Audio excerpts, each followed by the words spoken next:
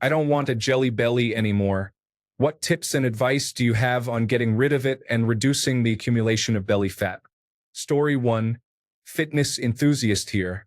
For what it's worth, I'm also a doctor of philosophy in biostatistics and an assistant professor in a department of public health at a medical school in the United States.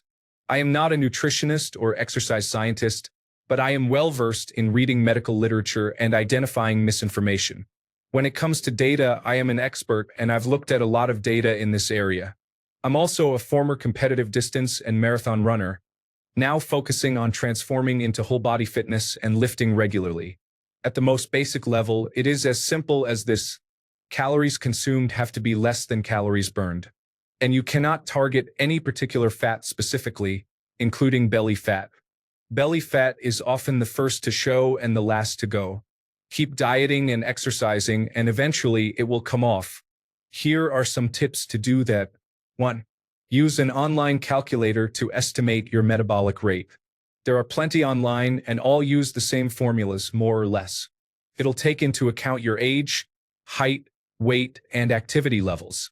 Whatever your estimated metabolic rate is, eat fewer calories than that.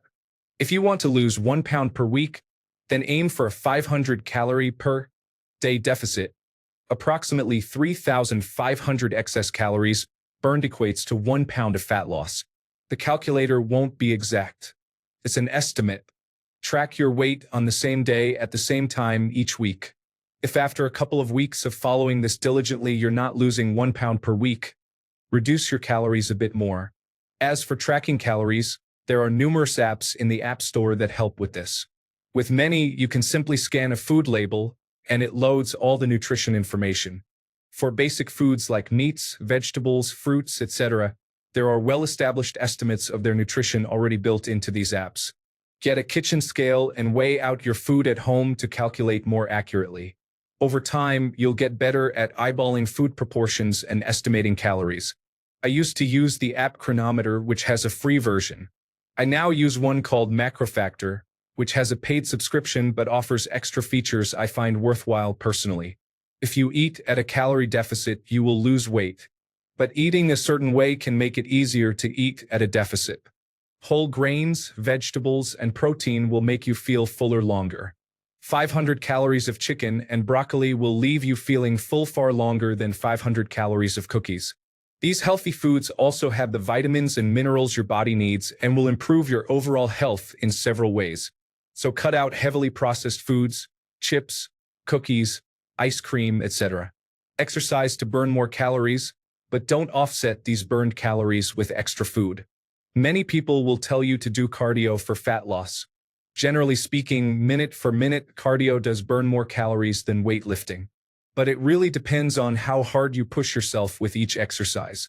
You can do high-intensity weightlifting routines that burn more calories than a 30-minute power walk. Honestly, a mix of cardio and weights is great. The calorie deficit will help you burn fat, but lifting will help you retain muscle while shedding the fat. With a calorie deficit, you won't gain much muscle, but it'll help retain the muscle you do have, and more muscle with lower body fat will help your appearance. Additional tips. Start small with exercise. A big reason many people don't stick with diets and exercise routines is that they try to do too much too soon. Start with 30 to 40-minute sessions, 3 days a week. Get into a routine. Get used to it. Get used to your new diet. Easing in slowly will help avoid burnout. You want to make a change to your lifestyle moving forward, not just do a temporary diet and fall back into old eating habits. Be patient. Changes don't happen overnight. There is no magic workout, pill, or diet that will drop 5 pounds per week short of starving yourself to an unhealthy degree. Anything that promises that is lying. Be patient. Make slow and steady progress. Research has shown that people who make slow progress and focus on lifestyle changes over quick, gimmicky diets are more likely to stick with their lifestyle change. For some motivation for yourself, take a before picture of yourself without a shirt and then weekly pictures thereafter. You don't have to post them to social media. These are for you. Store them privately on your phone if you don't want others to see them. You will not see incremental changes in the mirror day to day. Changes are observed over time. A time lapse of your weekly transformation will be visible after a month or two. I mentioned regular weekly weigh-ins above. I purposely said weekly for a reason. Our weight fluctuates day to day within a several pound range. Stress, sodium intake, water intake, the amount of fiber you've eaten, how you slept, when you last went to the bathroom, when you last ate, etc., all affect what the scale says. Your weight can easily fluctuate 3 to 4 pounds throughout the day based on these factors alone. If you weigh yourself at inconsistent times, you may see changes that don't reflect your true progress and get discouraged. So, choose one day per week and weigh yourself at the same time. I weigh myself personally first thing in the morning, after using the bathroom, but before having any coffee or breakfast. If counting calories is too much effort at first, simply focus on healthy foods. You will feel fuller and eat fewer calories by doing this. Cut out the processed junk foods. Skip dessert and have a second helping of protein at dinner. Snack on high-protein options and vegetables or fruits during the day instead of chips.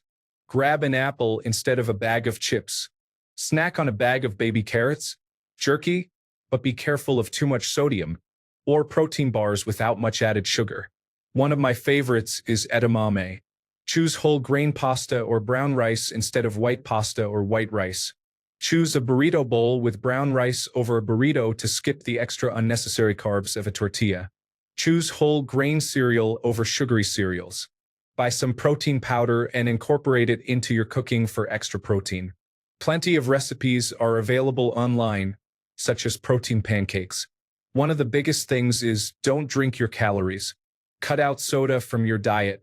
Diet soda is fine from a caloric perspective, although there may be other health concerns with artificial sweeteners. Reduce alcohol consumption as much as you can. Alcohol cannot be stored as fat by your body, but it does have calories, 7 calories per gram. Actually, more than that of carbohydrates and proteins. Your body processes it as a toxin, prioritizing getting rid of it. That means anything else you've eaten gets put on the back burner and is more likely to be stored as fat by your body while it focuses on burning off the alcohol. It also affects you in other ways. Alcohol inhibits protein synthesis, so if you're lifting, alcohol can negate some of the muscle gains you'll make. It also affects your sleep, which brings me to my next point. Prioritize sleep. It's well established that good sleep leads to better fat loss. There are several mechanisms for this. Sleep affects cortisol levels, stress levels, and metabolic rate, all of which affect your ability to burn fat. It also can affect your motivation, helping you make better consistent choices. Story 2. As others have said, eat less and exercise more. It does not matter what diet you follow. All the big diets work because they result in a caloric deficit. The more weight you lose, the harder it is to lose. That said, the closer you get to your goal, the more carefully you have to manage your calories. To get started, focus on eating proteins around 1 gram per pound of body weight. Do some form of strength training. It does not matter if you are lifting weights or doing body weight exercises to start 3 times a week. Try to get in at least 45 minutes to an hour of cardio over the course of the week. The most important part is that you must be consistent. I am not saying be perfect. It is okay to slip up and overeat or skip a workout here and there. When it happens, accept it and get back to work. Disclaimer: I am not a nutritionist nor a personal trainer. I have learned the above over 14 years of regulating weight and strength for my job. Story 3. Severely reduce your sugar intake. Now, don't be extreme and never consume sugar, but definitely eliminate junk sugar in soda, candy, and other unhealthy foods. I try to eliminate foods whose main ingredient is sugar. If sugar happens to be contained in a certain food, that's fine. However, if it's the main ingredient, steer clear. Several years ago, I, a 37-year-old male, got close to the best shape of my life. My best shape was in my mid-20s when I was training mixed martial arts, by eating pretty much whatever I wanted but almost completely cutting out junk sugar foods and drinks. Sure, if my girlfriend and I went out to dinner, I would eat a bite or two of dessert, but other than that, that was about it. I need to get that disciplined again. It was strange, once you go several weeks without sugar you start to not crave it at all. Story 4. Change your diet. Weight loss is all in the diet. Exercise is for the other health benefits. There is no such thing as a method to reduce fat in a specific area. Ignore the people demonizing carbohydrates, though. I thought we were past that. Story 5. I recall a comedian saying, "I've always had a gut like this, except for 2 occasions. Once I was on heroin. The other time I had dysentery. I don't recommend either." Story 6. In this order: diet.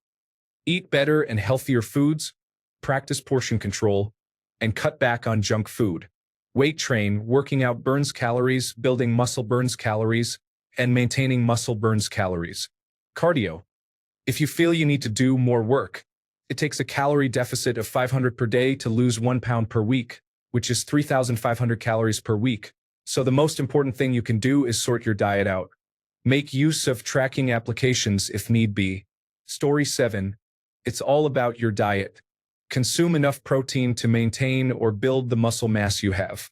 Make sure you watch the amount of carbohydrates and fat you consume. It's so easy to consume hundreds of calories through sweetened drinks. This is why I stick with water, tea, and other simple drinks. Coffee works too, but I don't drink it. As long as you consume fewer calories than you burn, you'll get there. How long it takes depends on how much of a calorie deficit you maintain. I will say that weightlifting can boost your basal metabolic rate, which is how much you burn in calories just by existing. Cardiovascular exercise is good for burning calories in the immediate term.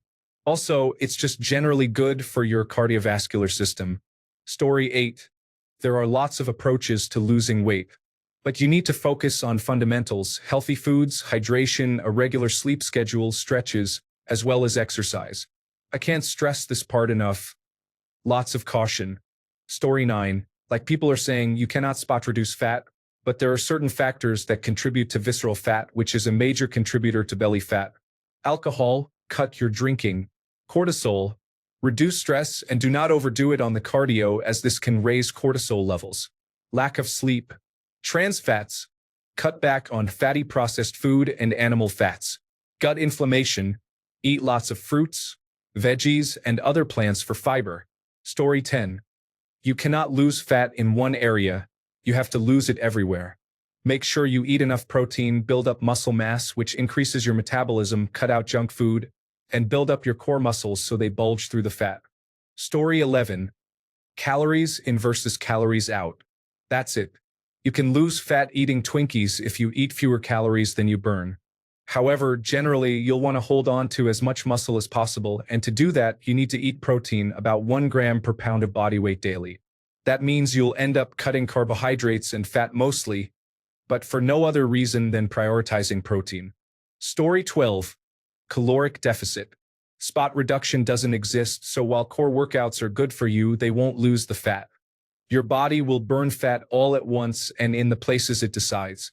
Nothing you can do but keep cutting, and when something gets too small, lift weights and grow it. Story 13. Aside from diet, which is the most important, you can increase your calorie expenditure by exercise and being cold. It's incredibly easy for me to lose weight in the winter because I don't use heating. Cold showers and swimming also help. Going on a high-protein, low-carbohydrate diet works for me. The ketogenic diet gives me headaches. While it improves focus, it affects my athletic performance. Make sure you get enough sleep and minimize stress.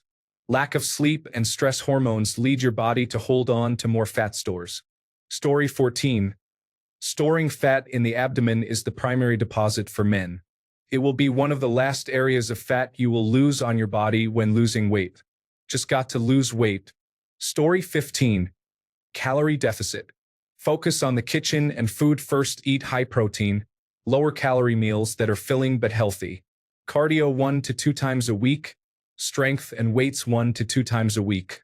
If you stick to that, you'll drop it slowly but surely. It all starts in the kitchen. No amount of exercise can really help unless you're burning more calories than you're consuming. Story 16. Water, cardio, swimming is the best. Honestly, light weights like ankle weights, walking and moving around. Cut alcohol significantly or completely. Choose healthier snacks like fruit and veggie trays instead of brownies and other unhealthy options. Here's a really solid tip. Eat enough to avoid being extremely hungry, but never eat until you are full.